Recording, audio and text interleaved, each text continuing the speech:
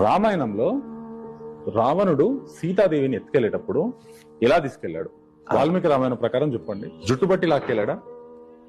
భూమి పెకిలించుకొని తీసుకెళ్లాడా?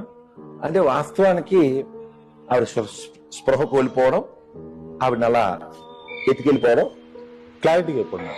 జుట్టు బట్టి లాక్కెళ్ళాడా? చేతు బట్టి లాక్కెళ్ళాడా? భూమి పెకిలించి తీసుకెళ్లాడా? నేను చదివింది విన్నదైతే అంటే ఈ 3 రకాలుగా మనకి సినిమాల్లో బయట రకరకాల అంటే చెప్పేవాళ్ళు కూడా రకరకాల. లవణాసురుడికి స్త్రీని, పరాయి స్త్రీని తన ప్రమేయం లేకుండా ముట్టుకుంటే 100 ముక్కలు 3000 ముక్కలే శాపం ఉంది. ఆ శాపం ఉన్నప్పుడు సీతాదేవిని జుట్టు పట్టుకొని మెలేసి తీసుకెళ్లాడని చెప్పి స్పష్టంగా రామాయణంలో, వాల్మీకి రామాయణంలో రాసింది.